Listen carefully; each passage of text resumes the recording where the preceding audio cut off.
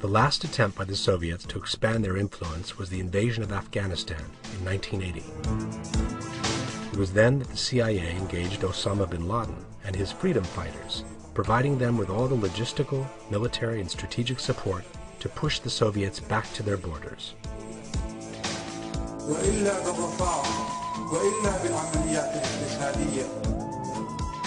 With the departure of the Russians from Kabul, the process of disintegration that would lead to the fall of the Berlin Wall had well begun.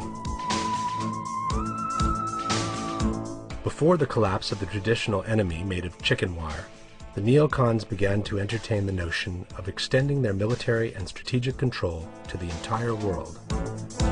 We want to change some deeply entrenched notions about the proper role of American power in the world.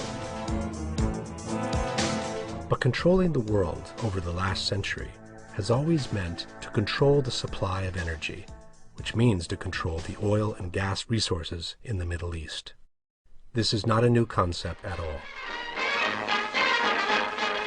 The British checkmated Hitler in Syria when they moved in before the Nazis could take over, thus cutting off a potential source of oil for the German panzer divisions.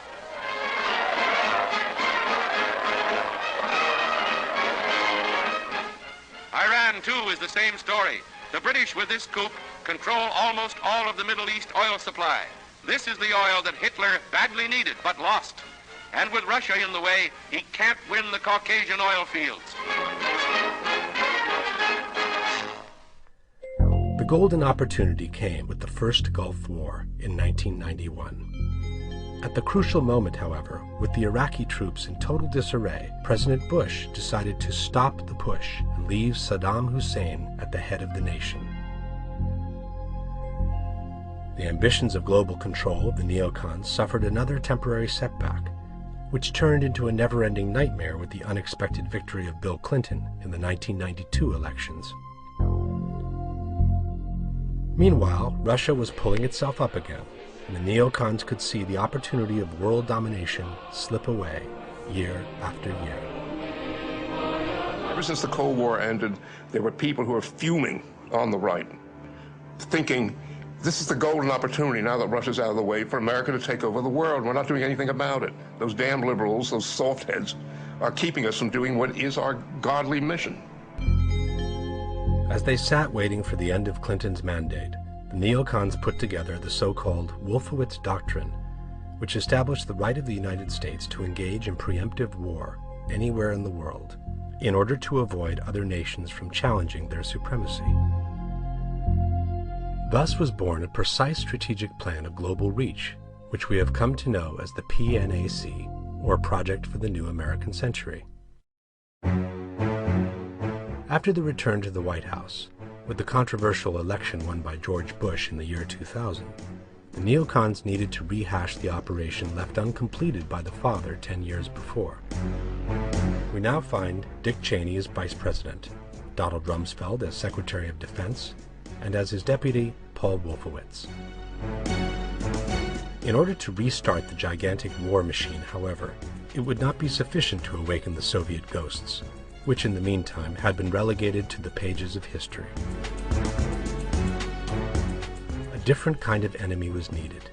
It had to be everywhere and nowhere, elusive but ever present, in order to inject in the American population enough fear for them to support a military response of global reach.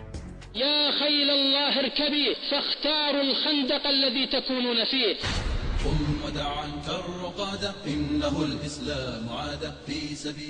With a few touch-ups, Al-Qaeda, which was the name of the database with all the names of the people the CIA had sent to fight with bin Laden, became the name of the most powerful terrorist organization in the world.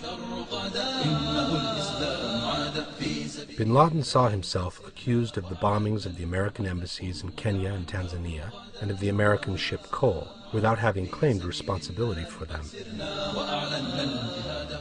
The suspicion that someone within the CIA and FBI was building an artificial figure to be used in false flag terrorist operations seems to be confirmed by internal conflicts that have reached as high as the presidency itself. After the cold, I had battle plans drawn to go into Afghanistan, overthrow the Taliban, and launch a full-scale attack search for bin Laden.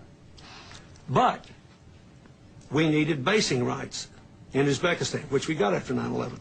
The CIA and the FBI refused to certify that bin Laden was responsible while I was there. No one knew Al-Qaeda existed then. The Western media, however, had already made up their minds.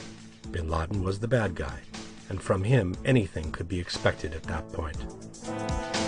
On the eve of September 10, 2001, a full plan to attack Afghanistan with strong support to the Northern Alliance was placed on Bush's table, to be signed by the President upon his return from Florida. All that was needed was a detonator to set in motion the operation that would have finally brought America to the strategic control of worldwide resources and the neocons to the realization of their dream.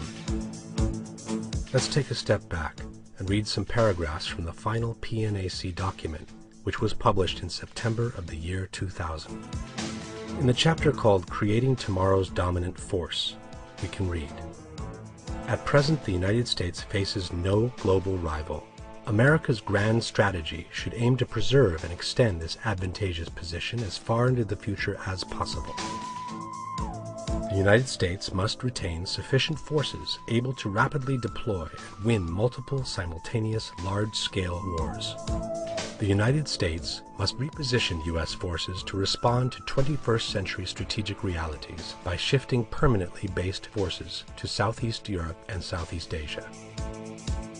The Army's annual budget must increase to the $90 to $95 billion level. Specialized Air Force aircraft, like the J-Stars above, are too few in numbers to meet current mission demand. The Army should accelerate its plans to purchase medium-weight vehicles. The transformation effort must be considered as pressing a military mission as preparing for today's theater wars.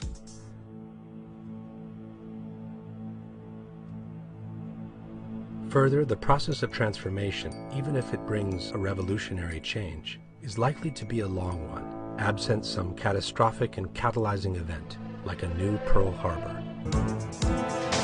Jap planes without warning bring war to America. Our great Pacific outpost in the Hawaiian Islands is ruthlessly bombed as Japan's perfidious declaration of war. Death and destruction unleashed on a nation at peace. On that fateful Sunday morning when this country was extending a friendly hand of conciliation and peace. The treacherous attacks brought death to almost 3,000 American soldiers, sailors, and civilians. Our loss in warships and planes was high, but overnight this nation was united in an all-out determination to avenge the hideous assault on American lives and property.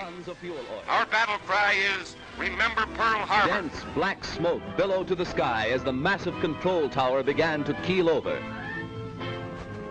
The Arizona's courageous crew stuck to its guns until the very end.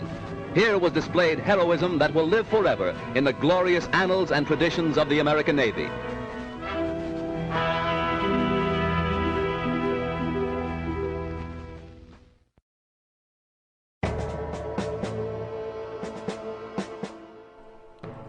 September 11 was not the first time America was drawn into a war by an ambiguous incident.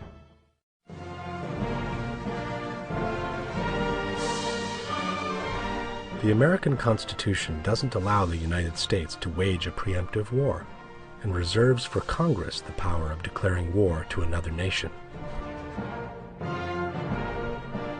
For this reason, every time a president has wanted to enter a war or to begin a new one, he has had to wait for a military incident, whether created or provoked, to justify the use of force in front of Congress and the American people.